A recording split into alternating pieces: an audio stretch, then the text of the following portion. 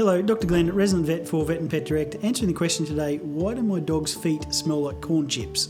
Some people think they smell like corn chips, Dorritos, popcorn, yeasty stuff, sour bread, all sorts of things, but basically a yeast infection is really common, and that's usually the cause of that odour, is an overgrowth of yeast in the feet, on your dog's skin, underneath their armpits, ears in particular, but is usually caused essentially by allergies. That is the most common cause that we see. Occasionally dogs have got immune suppression where they get fungal overgrowths for other reasons, but pretty much allergies is the main cause. Some people don't actually know that their dogs smell like this, because if your dog's got chronic skin infections and you're around them all the time, you get desensitised, and sometimes it's other people, or your vet says, gee, your dog really smells, but you don't smell it anymore. If your dog's got redness between its toes, or red skin, or a persistent itch, a vet visit is a good idea to try and get a diagnosis on what's going on. Persistent yeast infections are really common, and there's lots of things we can do to help prevent them and also treat them. Because it's an overgrowth of yeast, usually antifungals are part of what's going on. We try to treat topically unless we have really severe infections, because prescription oral antifungal agents can be pretty hard on the system sometimes.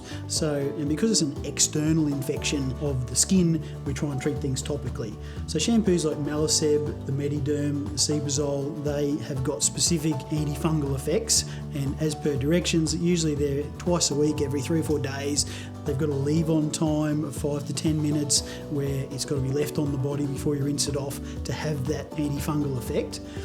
Because it's allergy-based, a lot of the time you'll be using anti-inflammatory oral oils to try and reduce allergic reactions, as well as prescription medications potentially from your vet. But certainly fish oils and high omega-3 oils can have an anti-inflammatory effect for the body, and things like turmeric can help as well with a generalised anti-inflammatory effect. Fungal infections can sometimes be influenced by diet. A little bit of a controversial topic.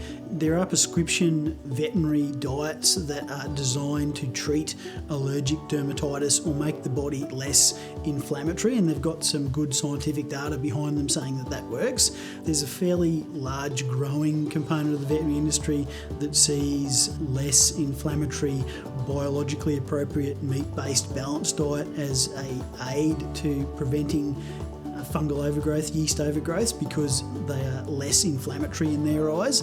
So consult your vet, talk about what you're feeding your dog, because if your dog's got a specific food allergy, certainly it's a problem, but there are diets that can be less inflammatory and help to slow down fungal skin infections. If your dog's got a gut overgrowth of yeast, that's not going to directly cause a yeast infection. So probiotics could be part of good gut health, but a yeast infection of the skin caused by malassezia isn't the same yeast that's in their gut. So the gut could influence things, but it's not the direct cause of yeast infections on the body. Bottom line, dogs' feet can certainly get smelly sometimes, and there's lots of things that can cause it. Consult your vet if your dog's itchy, definitely, and get to the bottom of things, but basically yeast infections can be controlled topically and through dietary aids as well. Hope that helps. Thanks, guys.